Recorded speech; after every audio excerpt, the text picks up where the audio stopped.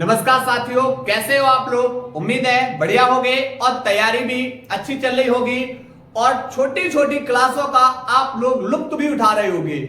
और वो क्लास है आप लोगों के सामने कि भाई आपका एक भी प्रश्न इन क्लासों से बाहर नहीं जाएगा। छोटी छोटी क्लासें हैं, सभी महत्वपूर्ण टॉपिक एक ही बार में कवर हो रहे हैं। चलिए, जैसा कि दो परिभाषाएं आज समावयवता से पढ़ने वाले हैं और समावयवता से बेटा कौन सी दो परिभाषाएं पूछी जाती हैं समझते हैं। पहला आपसे पूछा जाता है भाई आयनन समावयवता, कि भाई आयनन समावयवता किसे कहेंगे। ठीक है, अब समझो क्या है। वे यौगिक जिनके अणुसूत्र तो समान होते हैं किंतु विलयन में वे भिन्न भिन्न आयन प्रदर्शित करते हैं, ऐसे यौगिक आयनन समावयवी तथा यह परिघटना आयनन समावयवता कहलाती है। क्या बताया भाई, सुनिए। वे यौगिक जिनके अणुसूत्र तो समान होते हैं किंतु वे विलयन में भिन्न भिन्न आयन प्रदर्शित करते हैं, ऐसे यौगिक आयनन समावयवी तथा यह परिघटना आयनन समावयवता कहलाती है। जैसे उदाहरण में अगर बात करेंगे उदाहरण की, तो यहां पर CO NH3 का होल 5 Cl SO4 तथा CO NH3 का होल 5 SO4 कोष्टक के बाद Cl। ठीक, ये बेटा एक एग्जांपल है। इसमें देखो दोनों के अणुसूत्र समान है। कैसे, यहां पर भी CO, यहां पर भी CO, NH3 का होल 5 NH3 का होल 5, Cl ये रहा, Cl ये रहा, SO4 ये रहा, SO4 ये रहा। ठीक, अब समझो।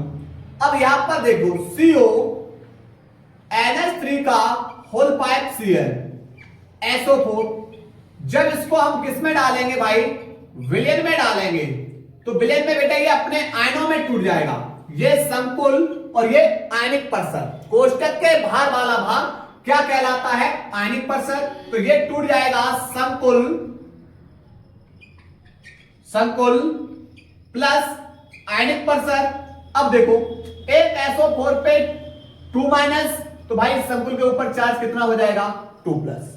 ठीक, अब इसको डालेंगे विलयन के अंदर, CO NH3 का होल 5 SO4 कोष्टक के बाद Cl, विलयन में डालोगे तो आप बोले सर कोष्टक यानी संकुल प्लस आयनिक परिसर, कोष्टक प्लस आयनिक परिसर, तो ये हो जाएगा CO NH3 का होल 5 Cl प्लस SO4 कोष्टक में बेटा SO4 और कोष्टक के बाद Cl। तो एक Cl पे इस पे बेटा एक माइनस होता है, तो इस पर चार्ज कितना होगा, प्लस। भाई देख रहे हो विलयन के अंदर अणुसूत्र तो समान है लेकिन विलयन के अंदर भिन्न भिन्न आयन प्रदर्शित कर रहे हैं, इसीलिए बेटा यह कौन सी है, आयनन समावयवता। चलो लिखेंगे, लिखेंगे वे यौगिक जिनके अणुसूत्र तो समान होते हैं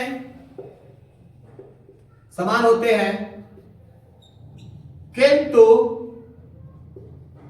विलयन में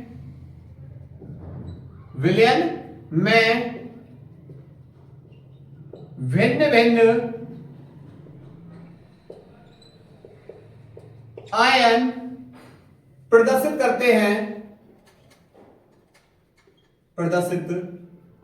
करते हैं,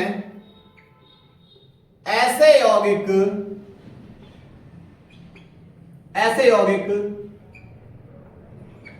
आयनन समावयवी तथा यह परिघटना आयनन समावयवता कहलाती है, आयनन समावयवता कहलाती है। ठीक, दूसरा बेटा आपसे पूछा जलयोजन समावयवता किसे कहते हैं भाई जलयोजन समानता? समझो, वे यौगिक जिनके अणुसूत्र तो समान होते हैं किंतु आयनिक परिसर और उपसह संयोजक परिसर में जल के अणुओं की संख्या भिन्न भिन्न होती है, ऐसे यौगिक जलयोजन समावयवी तथा यह परिघटना जलयोजन समावयवता कहलाती है। एग्जाम्पल में समझ रहे हैं, यहां पर एग्जाम्पल ले लिया Cl3 इंटू में 6H2O, ठीक है। अब समझो, इस एग्जाम्पल के दौर पे समझ रहे हैं, समझो। यहां पर बेटा हमने पहला संकुल लिया फर्स्ट, यहां पर ले लिया देखो CrH2O का होल 6 और यहां पर ये कोष्टक के अंदर और Cl3 कोष्टक के बाहर। यहां पर बेटा रख रहे हैं उप संयोजक परिसर और इधर बात कर रहे हैं किसकी? आयनिक परिसर की।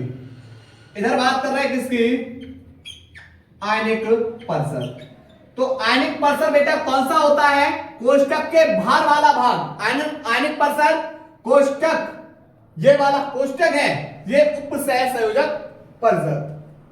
अब बात करेंगे उपसह संयोजक परिसर में H2O की संख्या 6 है, लेकिन आयनिक परिसर में कोष्टक के बाहर H2O की संख्या बेटा कितनी है? 0, ठीक है। इसी प्रकार दूसरा एग्जांपल बेटा इसी का लेंगे, CrH2O का होल 5, एक Cl अंदर और यहां Cl2 इंटू H2O, ठीक है।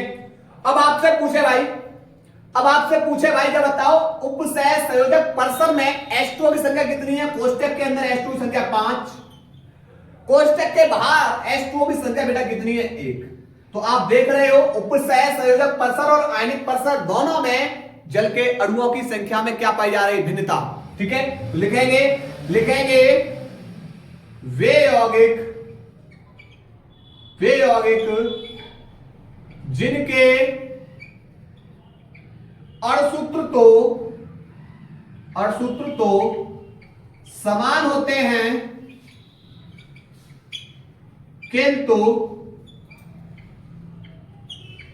आयनिक परिसर व उपसह संयोजक परिसर दोनों में जल के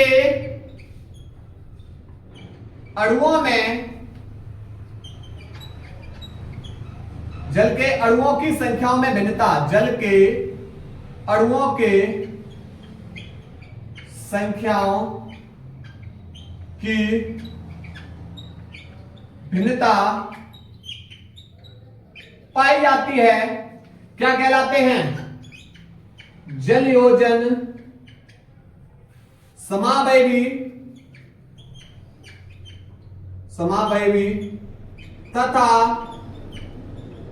यह परिघटना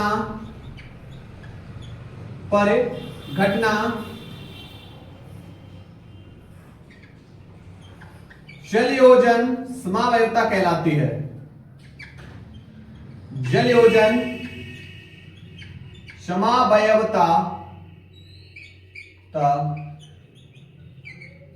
कहलाती है, ठीक है। आज के लेक्चर की बेटा ये 2 महत्वपूर्ण परिभाषा थी, नोट करिएगा।